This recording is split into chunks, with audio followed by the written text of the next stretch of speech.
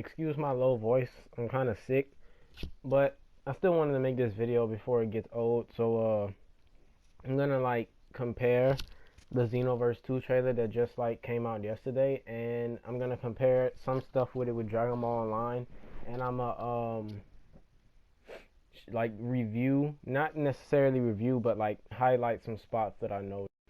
Okay, so first thing I noticed, there's an animated cutscene with like the characters, like time controllers in the thing. One has a Bardock suit. The female Majin has like a, I'm pretty sure that's from Dragon Ball Online 2 because I haven't seen like a female Majin wear that, but I could be wrong considering I never used a female Majin to test out their clothes.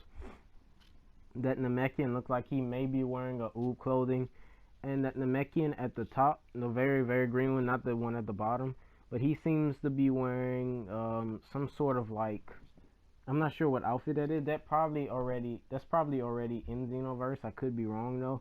And the Majin at the top looks like he's wearing that Murasaki ninja suit, I believe. The one with the like fishnets that looks fucking retarded. But I noticed that. Those are the first few little things that I noticed. Now Toa seems to be carrying an egg, or like doing something with an egg, and that might be, I'm not sure the origin of Cell X, but that could be it. I could be wrong though, and it might be something else from Dragon Ball Online, I believe.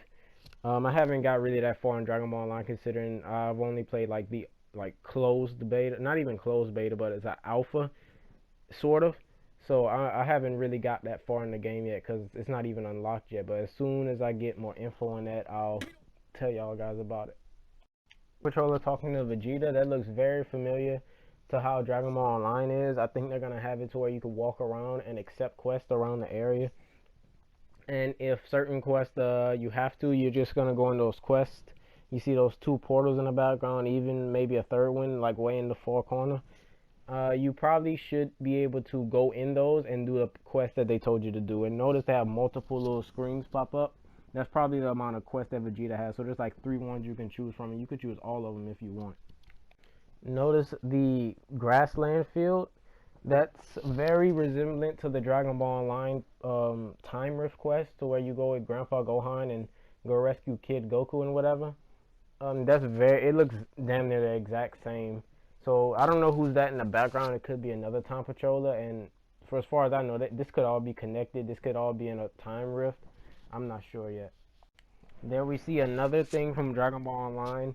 It's like a beach shore thing with boats, and if there's anything like similar, that similar towards the quest, you're gonna have to get fishing rods. It could be wrong.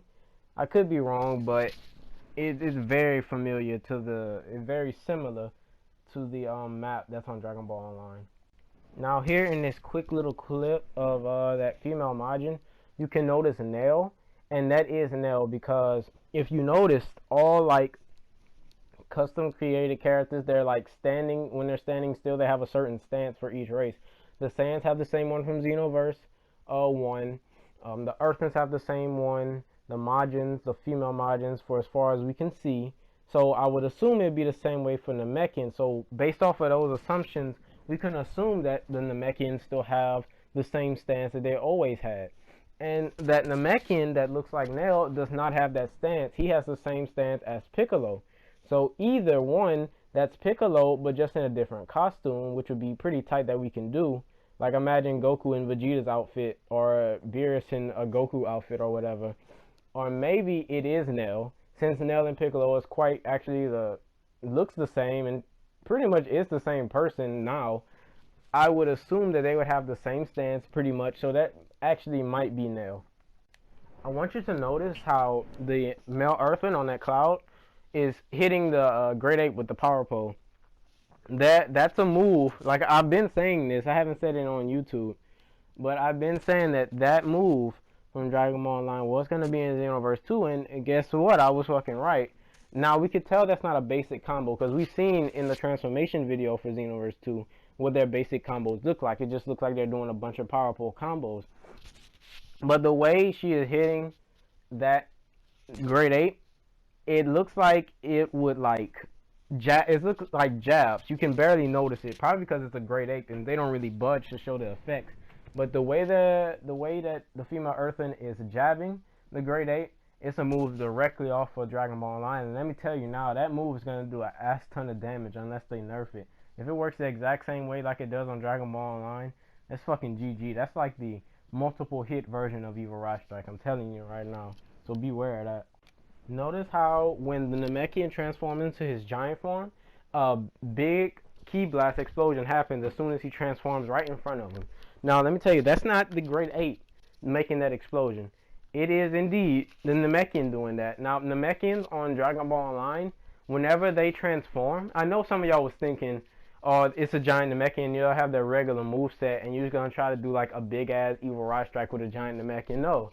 Whenever you transform into a giant Namekian, if it works the same way like it does on Dragon Ball Online, which everything pretty much seems that's what the direction it's going, Namekians will have their own moveset whenever they transform. So they'll have certain moves dedicated to whenever you transform into their Great Namekian form whenever you're using it. So that's one of their moves. It's also Dragon Ball Online. It's just like a big ass Ki explosion, and that's pretty much how that's gonna work. I hope I was hoping some of y'all wasn't thinking y'all can do giant ass Evil Rod Strike, because that's just an evil idea. One thing there is, I noticed that while the Super Saiyan 3 Saiyan Time Patroller is running around, which looks pretty nice, while he's fucking flying around, there's these like purple orbs, and this may be a new ultimate from a villainous mode character. I assume it would be the Kid Buu villainous mode character on a time quest, considering it's on Supreme Kai's island. But for as far as we know, this could be a regular ultimate for all villainous mode characters, and this is just a regular match. Another thing is the Earthling. This is the first time we've seen an Earthling combo aside from the female Earthling that used the Power Pole strikes. Now, this is a male Earthling. Notice how when he rushes in, he uses the shoulder bump, which that's in Xenoverse as well. So it pretty much be just flying around and doing hitting them with square. But this time it's a little different.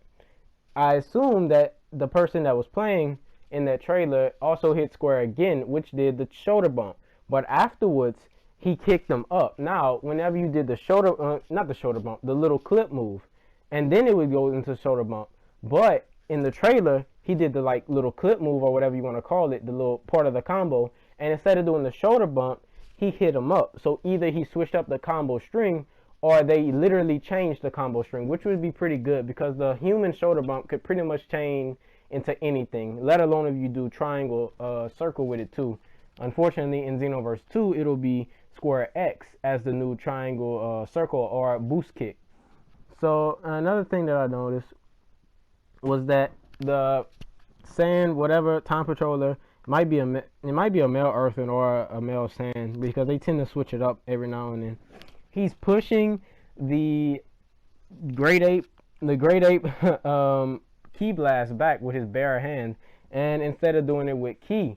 So this could be just a cutscene. This could be a cutscene that shows up on everybody's screen. I'm not sure. And another thing, while the Time Patroller is fighting Omega Shenron villainous mode in hell, by the way, Omega Shenron is doing these like dodge moves.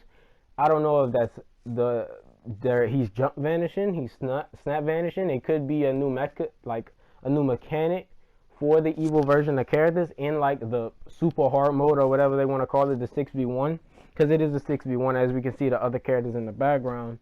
He's just like phasing in and out through his punches, and this is probably the best part of the thing, the Time Patroller, while he's in Kaioken, uses Super Dragon Fist, which we thought that Super Dragon Fist and Soul Punisher would only be for Super Saiyan 3 Goku or regular Goku and Gogeta. So we can kind of assume Soul Punisher or Stardust Breaker, whatever you want to call it, we're going to be able to use that for our characters, considering the Time Patroller just used Super Dragon Fist.